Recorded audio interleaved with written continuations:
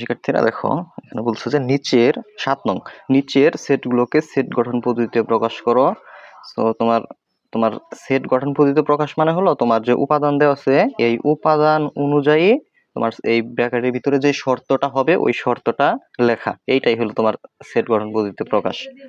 তো তাহলে এটা দেখো দেখো 7 নং তোমার যে ক নং এর যে সেটটা দেওয়া আছে, তাহলে এটা আমরা এই সেটটাকে আমরা একটা ইংরেজি বড় হাতের অক্ষর দিয়ে আগে প্রকাশ করে নেই। যে মনে করি এ সমান এই সেটটা 3 4 5 6 7 8 লেখা একটু হয়ে গেল 7 8, এটা আমরা ধরে নিলাম। এখন এই যে এগুলা আসলে কি, এই যে সংখ্যাগুলা এগুলা কিন্তু তোমার স্বাভাবিক সংখ্যা। তোমরা কি স্বাভাবিক সংখ্যা চিনো? তোমার এই যে 1 2 স্বাভাবিক সংখ্যা 1 থেকে শুরু, 1 2 3 4 ডট ডট ডট, মানে এরপরেও আছে 5 6 7 8, এগুলো হলো স্বাভাবিক সংখ্যা 1 থেকে শুরু, পরের গুলো এক যোগ করে করে হয়। তোমার 1 সাথে 1 যোগ করলে 2 এর সাথে 1 যোগ করলে 3 3 এর সাথে 1 যোগ করলে 4, এগুলো হলো তোমার স্বাভাবিক সংখ্যা। তো তাহলে এই 3 4 5 6 7 8 এগুলা কি? এগুলো স্বাভাবিক সংখ্যা। এখন স্বাভাবিক সংখ্যা 1 থেকে শুরু, এখানে কত থেকে শুরু হয়েছে? 3 থেকে, তার মানে তার আগে কত আছে? 2 আছে। আবার 8 এর পরের স্বাভাবিক সংখ্যাটা হলো 9, তার মানে এইগুলা স্বাভাবিক সংখ্যা, কিন্তু 2 এর থেকে কি, 2 এর থেকে বড়, আবার 9 এর থেকে ছোট স্বাভাবিক সংখ্যা এগুলা। তাহলে ওইটা আমরা শর্ত অনুযায়ী লিখে দেবো যে এখানে প্রতিটি উপাদান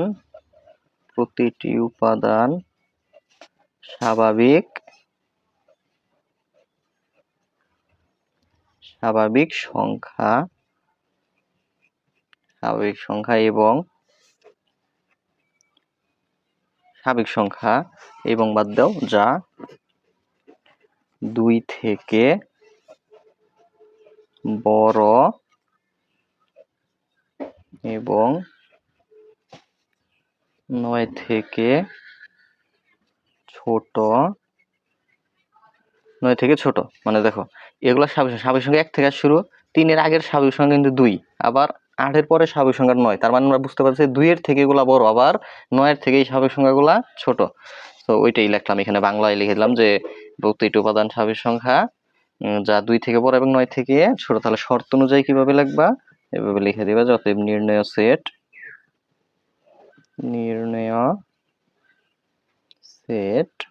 H ইকুয়াল উপাদান কি দিয়ে প্রকাশ করে? x দিয়া। x যেন x, তার মানে উপাদান এরূপ যেন উপাদান স্বাভাবিক সংখ্যা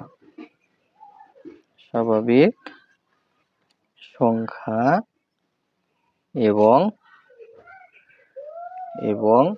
2 এর থেকে এই উপাদান বড়, আবার 9 এর থেকে উপাদান ছোট। ঠিক আছে, আশা করি এটা বুঝতে পারছো। এরপরে 3 নংটা বলছে যে এইখানে 3 নং যে আরেকটা সেট দেওয়া আছে, খ নং আরেকটা সেট দেওয়া আছে, তোমার এই শর্তটা লিখতে হবে, ওইটাই সেট গঠন পদ্ধতিতে প্রকাশ। এটা ক নং, 7 এর ক। এখন 7 এর খ, তাহলে মনে করি দিয়ে ওই সেটটাকে লিখবা যে সেটটা দেয়া আছে। মনে করি এ সমান ওই সেট, অর্থাৎ 4 8 12 16 20 24। ঠিক আছে, এখন এগুলা কিন্তু দেখো 4 এর পরে কত? 8 এর পরে 12 12 এর পরে 16, এগুলা কিন্তু 4 এর গুণিতক। 4 এর গুণিতক 4 এর দ্বিতীয় গুণিতক 8, তৃতীয় গুণিতক 12, চতুর্থ গুণিতক 16। আসলে গুণিতক তো চিনোই, 4 এর ঘর নামতা পড়লেই যেগুলা পাওয়া যায়। ঠিক আছে, ওগুলাই জাস্ট 4 এর 4 2 8 3 4 12, এগুলো হলো 4 এর গুণিতক। এখন এই গুণিতক দেখো 24 এর পরের গুণিতক কিন্তু 28, তার মানে এই গুণিতক গুলা তোমার 24 পর্যন্ত আছে, তার মানে 28 থেকে এগুলা ছোট। তাহলে এখানে লিখবা যে এখানে প্রতিটি উপাদান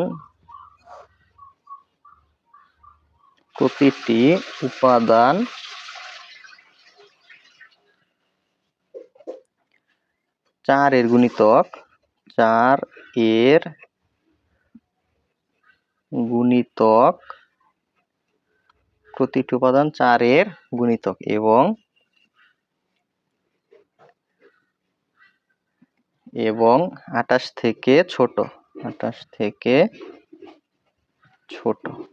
আচ্ছা, এই কথাটা লিখলাম। এখন দেখো, অতএব নির্ণেয় সেট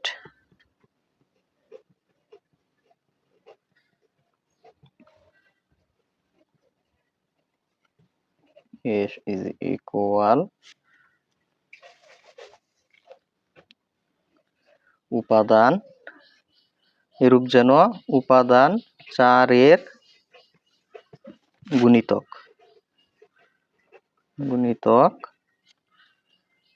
4 এর গুণিতক এবং এখানে লিখি জায়গা নাই, এবং উপাদান 28 থেকে ছোট, তার মানে এরকম যে 28 বড় উপাদান ছোট। আশা করি এটা বুঝতে পারছো। এরপরে ঘ নঙে আরেকটা সেট দেওয়া আছে তোমার, এইটাকেও সেট গঠন পদ্ধতিতে প্রকাশ করতে হবে, মানে উপাদান অনুযায়ী শর্ত লিখতে হবে। তাহলে এই যে ঘ নং, তাহলে মনে করি এ সমান যে উপাদানগুলো দেওয়া আছে উপাদানগুলো লিখছি 7 11 13 অথবা 17।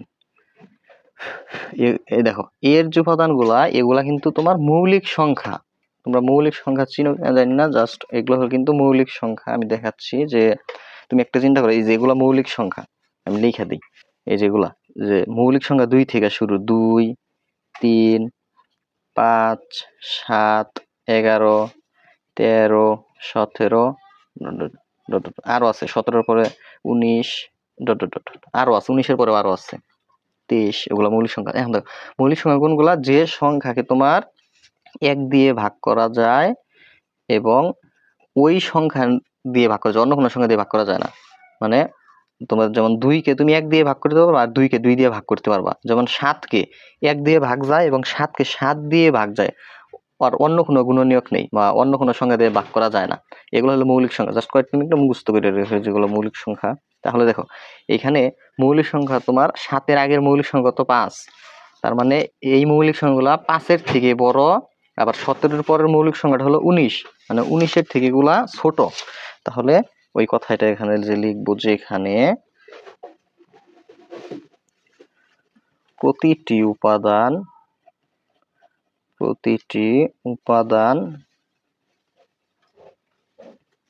মৌলিক সংখ্যা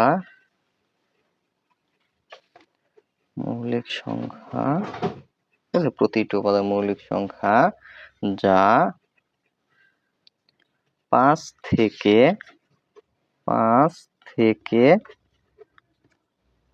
বড় এবং 19 থেকে ছোট। তো 19 থেকে ছোট, অতএব নির্ণেয়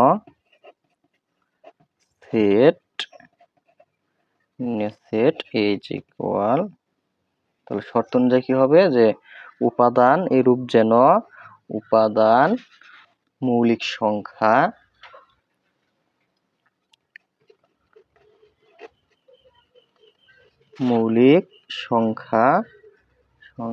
এবং 5 থেকে উপাদান বড়, আবার 19 থেকে উপাদান ছোট। এই যে উপাদান 5 থেকে বড় বোঝাচ্ছে, 19 থেকে ছোট বোঝাচ্ছে এই চিহ্ন দিয়ে। মানে এই চিহ্ন যেদিকে হাগরে দেখো ওইটা বড়, মানে 5-এর থেকে উপাদান বড়, আবার ওই উপাদানের থেকে 19 বড়, মানে 19-এর থেকে উপাদান ছোট, এরকম। এখন তো অনুশীলন অঙ্কগুলা করে দিলাম।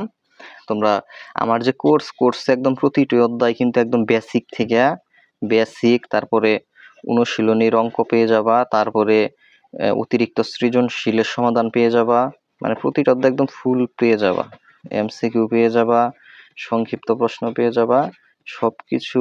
মানে প্রতিটা অধ্যায় এইভাবে যদি পড়ো, তুমি দেখবা যে গণিতে 100-তে 100 মার্ক তোমার নিশ্চিত হয়ে যাবে, মানে 100-তে 100 মার্কের প্রস্তুতি হয়ে যাবে, মানে তুমি 100 মার্কের অ্যান্সার করতে পারবে। আশা করি ভালোভাবে আমার ওই কোর্সটা যারা করবা, মানে অলরেডি অনেক স্টুডেন্ট ওই কোর্সটা করতেছে। ওইটার মূল্য 410 টাকা।